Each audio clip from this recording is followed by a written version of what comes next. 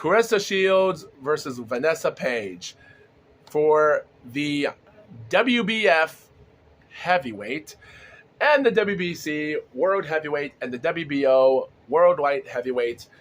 And still, they're still saying if Claressa wins, she will be a 4-weight class champion. Welterweight, well, super welterweight, middleweight, super middleweight, and light heavyweight and heavyweight. You count that 4? I have 5 fingers here shribbling like crazy right now. There's more than 4 weight classes that's Claressa's won. So the fight starts out interesting. And before the fight starts, it's just so hilarious. I managed to write down a lot of information here, which is interesting. Like I said, the following contest is already excluding enough fighters here. So Dimitri Salida is the promoter. I do know a little bit about him, but he's not mentioned as much. So Vanessa Paige gets announced first, even though she's the champion. The crowd boos because who gives a crap? But when the guy says in the announcer saying the next person wearing pink and gold trunks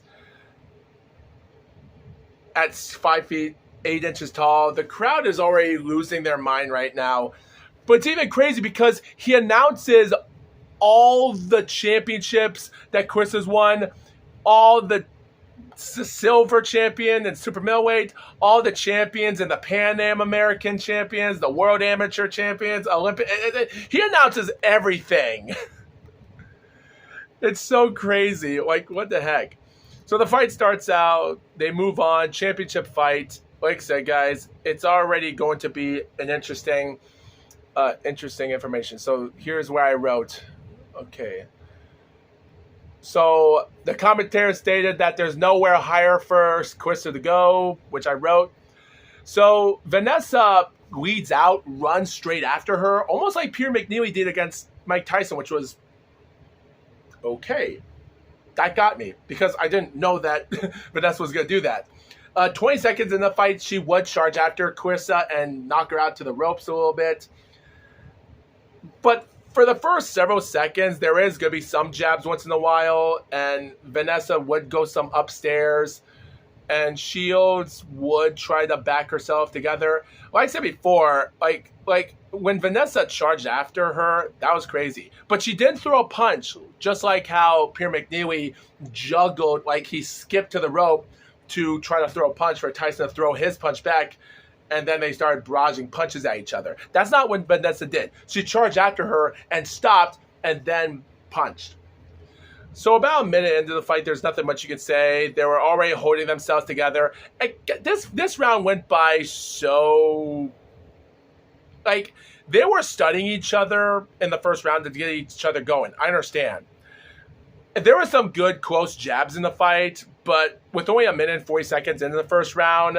I'm looking at maybe Vanessa won this round, but Claressa might have won this round. It was an even round. It didn't seem like no one was going to win this round, but the last 20 seconds, they throw out a punch. Claressa throws an unbelievable left upstairs to the cheek, and then she backs Vanessa to the ropes.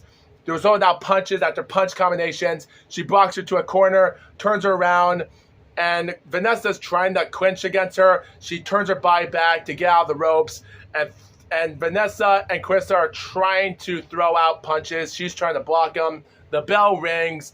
Good start for round 1. So, yeah, it was a first good round.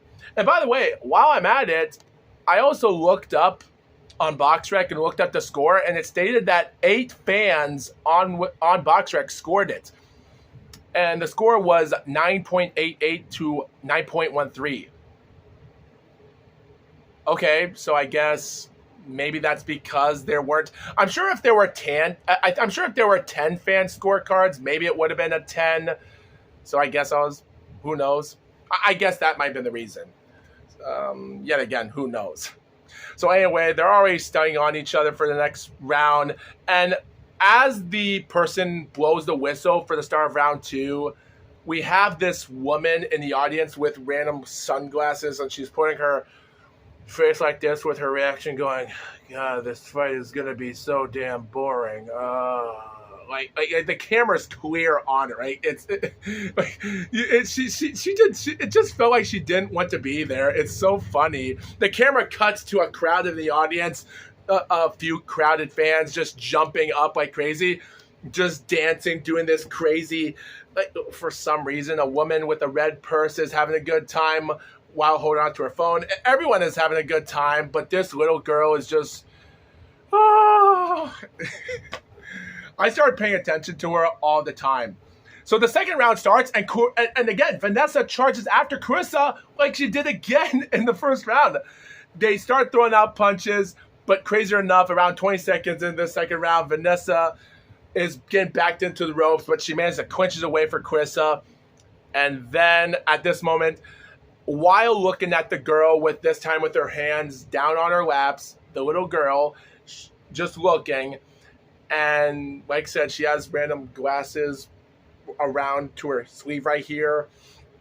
And more, and at the same time, after Vanessa turns her body to back Claressa into the ropes, like a George Foreman type move, she charges in. She goes for a right, misses, goes for a right again. Claressa ducks. She goes left, and like she threw out a right, and a left. She was throwing fast punches, but Claressa just couldn't stop ducking them. And after that, she just threw combination after combination. Down goes Vanessa. She kind of bent her right leg, which is so uncomfortable when I barely saw that. And I see the girl in the audience, and this time she has her hands like in shockness. While everyone in the audience is out of it, a woman next to her is just out of her mind. She's going, yeah! But her reaction was like, it was great.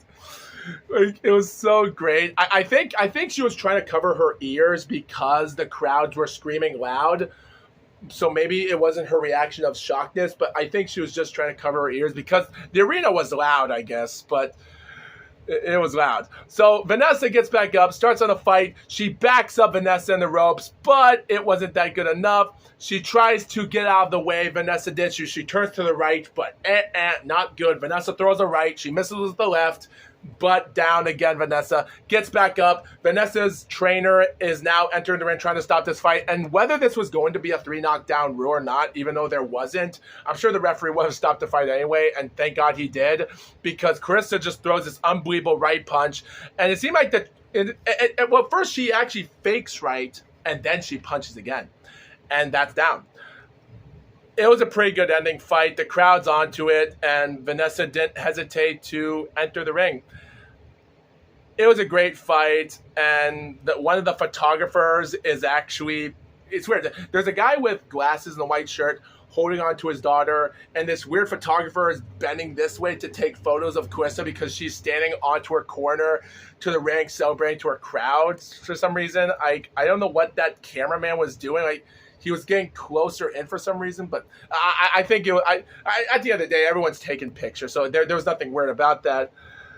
But yeah, they celebrate. They show replays. They show Vanessa's trainer just shaking her head no and just not feel bad.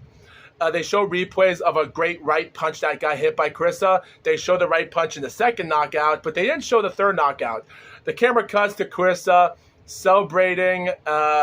She hugs out the trainers and Vanessa's team, and then she goes up to her friends in the middle ring, and they're losing their mind while there's a couple ring card girls just putting their hands like this, just holding on. But of course, those friends are just out of their mind, just celebrating everything and just posing with everything. It was a great fight for what it is. But here's something interesting. The commentator says here that for Claressa has won, like, there's getting the hardware, getting the WBC, and also picking up the WBO light heavyweight title.